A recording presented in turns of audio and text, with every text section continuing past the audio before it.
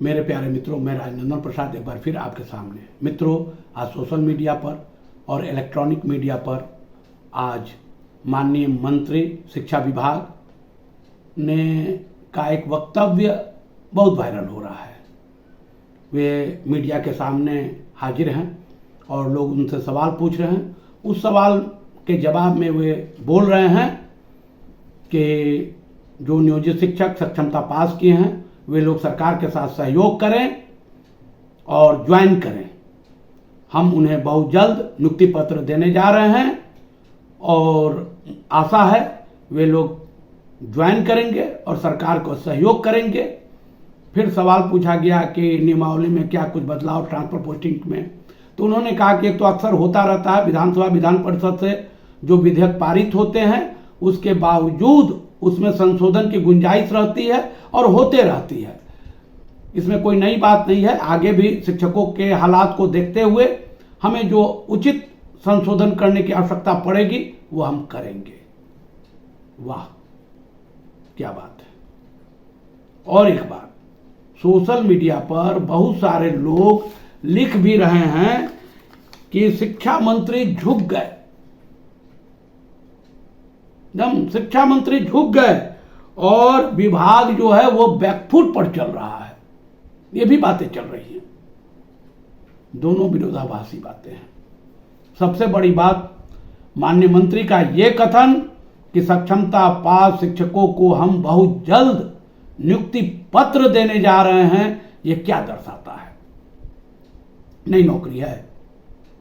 आप कोई नई नौकरी के लिए आवेदन भरे थे?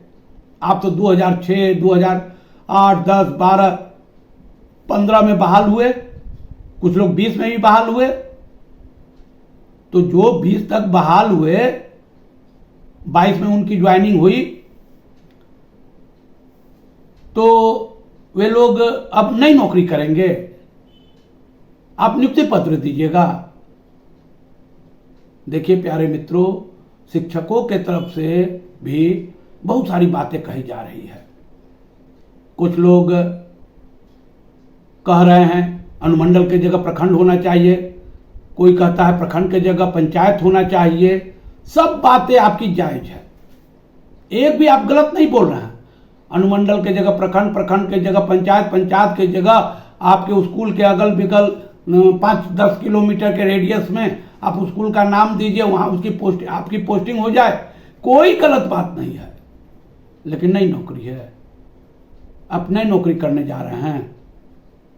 ये जो परीक्षा लिया गया था, क्या कह के लिया गया था कि हम आपको नियुक्त करेंगे, नियुक्ति का आवेदन भरे थे आप।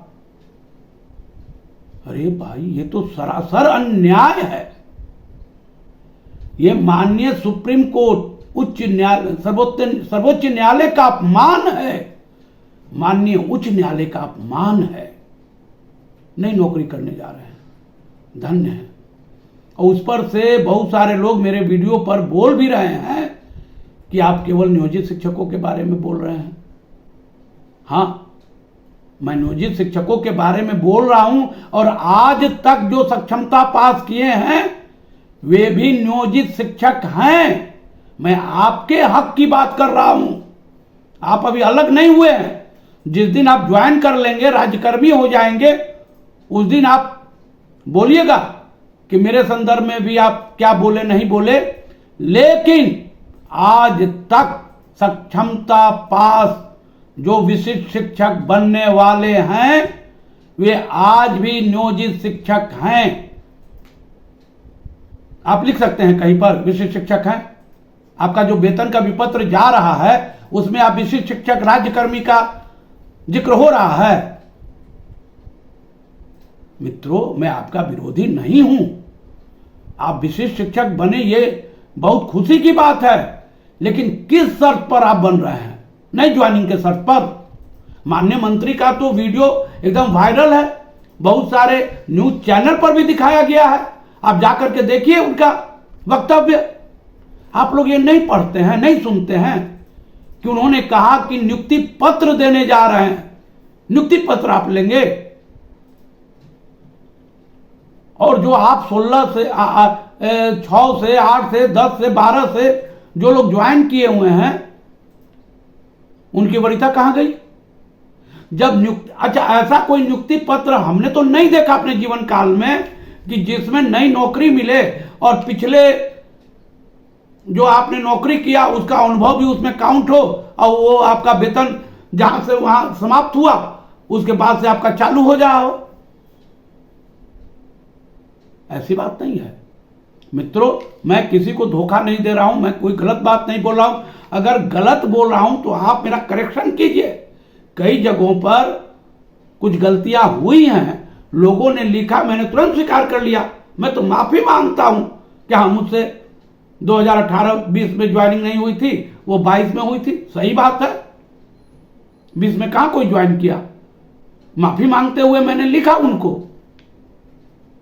माफी मांगने से कोई छोटा नहीं हो जाएगा, करेक्शन होना चाहिए। लेकिन ये नियुक्ति पत्र मिलेगा, माननीय मंत्री कह रहे हैं, और वो कह रहे हैं ये भी साथ ही साथ कि आप लोग सहयोग कीजिए। क्या सहयोग कीजिएगा? जो शिक्षक पटना में, जो शहरी क्षेत्र में है, जो 16% हाउस रेंट में है, वे अगर उनका पोस्टिंग 4% में हो गया तो कितना वेतन घटेगा?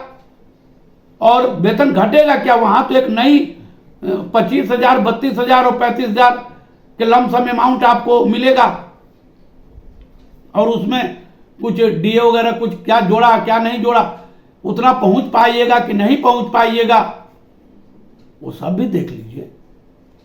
हाँ, जो लोग 23 में 22 के बाद ज्वाइन किए हैं उनके लिए हो सकता है कि कोई नुकसान ना हो, लाभ हो जाए, मैं मान सकता हूं।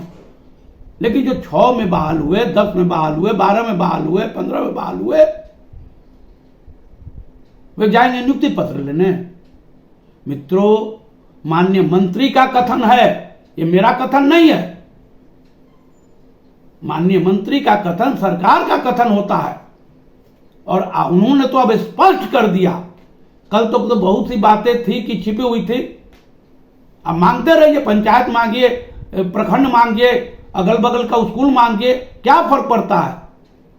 लेकिन इस सच को मानिए कि मंत्री महोदय ने साफ कहा कि आपको नियुक्ति पत्र मिलेगा, प्रमोशन का पत्र नहीं। मेरे प्यारे मित्रों, सरकार के कथन करनी में बहुत फर्क है।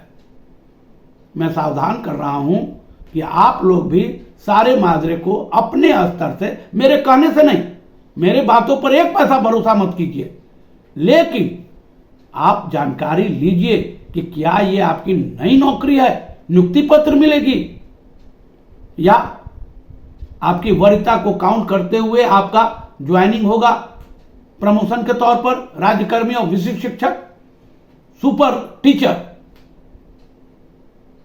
हिंदुस्तान में कहीं सुपर टीचर नहीं है। विशिष्ट शिक्षक, सर्वगुण संपन्न। आपने बीपीएससी की परीक्षा दी है, बिहार स्कूल एग्जामिनेशन बोर्ड की परीक्षा दी है, जो अध्यापक बने हैं। इसलिए आप लोग भी सचेत रहिए कि ये कोई नियुक्ति पत्र नहीं है।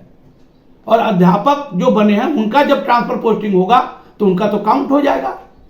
टीआर 1 टीआर 2 में जो जिस दिन से बने हैं वही रह जाएगा, उनके साथ नहीं है। सारा नियम विशिष्ट शिक्षक, जो नियोजित शिक्षक है, उन पर है। इसलिए प्यारे मित्रों, सावधानी बरतिए।